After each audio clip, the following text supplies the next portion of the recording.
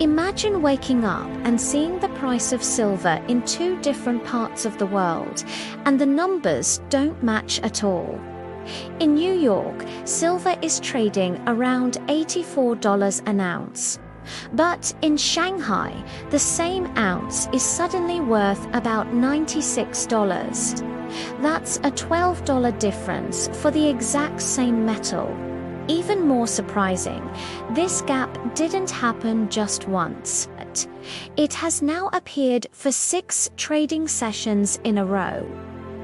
Normally, price differences disappear quickly as traders buy cheap and sell expensive, but this time the gap is staying. This sends a powerful signal that something deeper may be happening behind the scenes in the global silver market. Today on Safeheavenwealth, we break down why this silver shock matters, what it means for global supply, and why analysts see an unusual phase. Before we go deeper, if you enjoy clear breakdowns of global markets, like this video and subscribe to Safeheavenwealth. It helps the channel grow and lets us continue bringing you important financial insights that many people missed. Now, back to that price difference. It's not just a random number. A higher price in one market means physical demand is extremely strong there. Shanghai is a key hub for precious metals. Buyers paying a large premium signals physical silver is becoming harder to obtain locally. Buyers may be competing for limited supply. This competition pushes prices higher, especially with rising industrial and investment demand. China is a top silver consumer. Silver is used in electronics, solar panels, electric vehicles, and many advanced technologies. As global manufacturing shifts and renewable energy expands, demand for silver grows. Solar panels alone need significant amounts. If production increases, silver demand rises. When demand grows faster than supply, the market begins to feel pressure. But the story doesn't end with industrial demand. Another important factor is investment demand.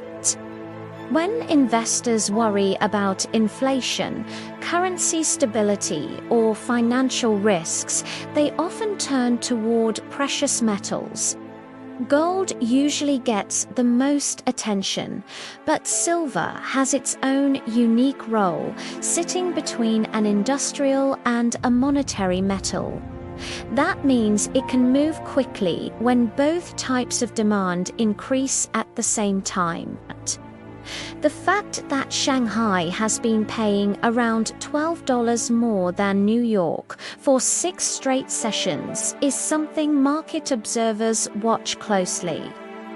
In efficient markets, traders normally exploit price differences through arbitrage.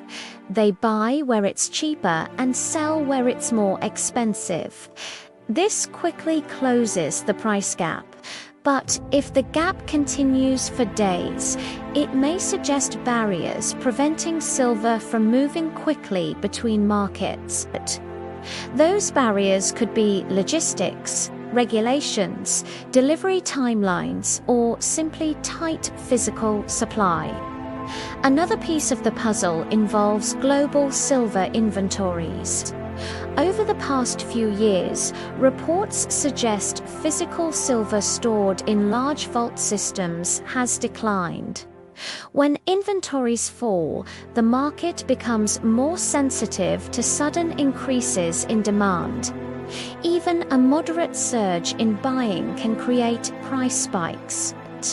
At the same time, geopolitical tensions and economic uncertainty push many investors to reconsider hard assets in their portfolios.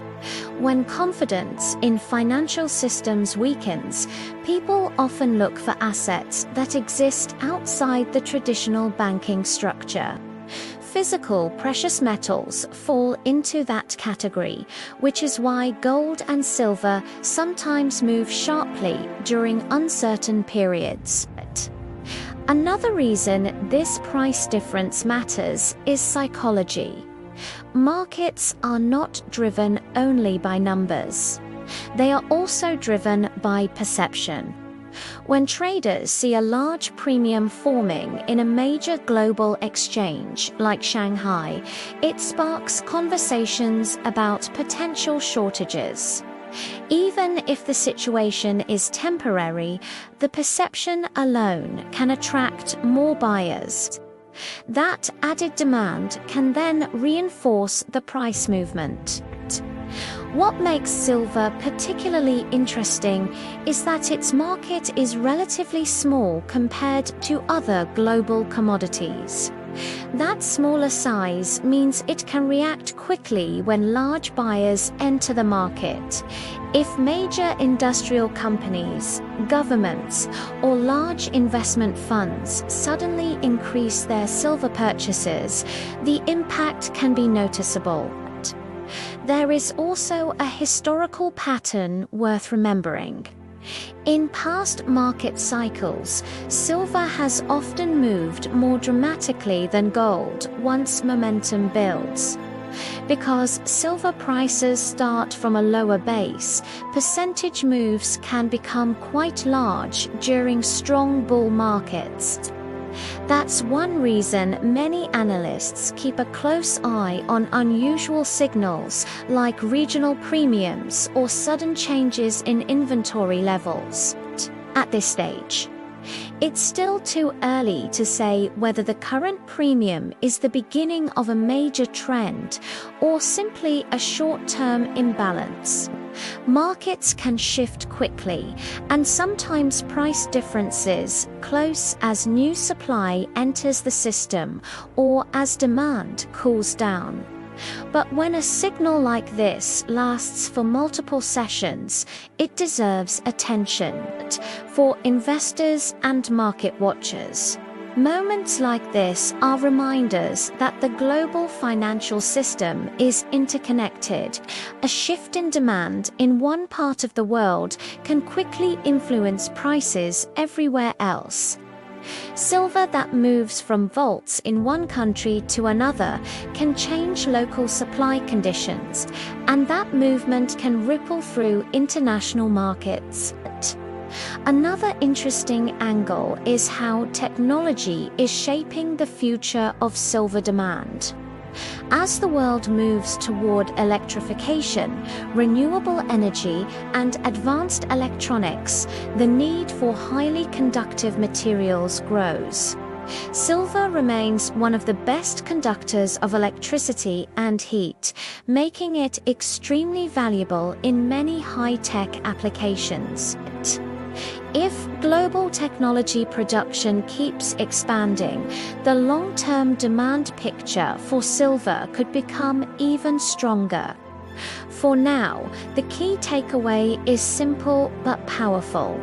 A $12 premium lasting 6 days between two major markets is not seen every week.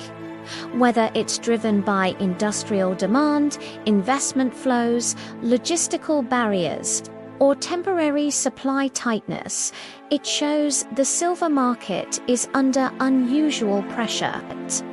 And when pressure builds in commodity markets, it often leads to volatility and opportunity.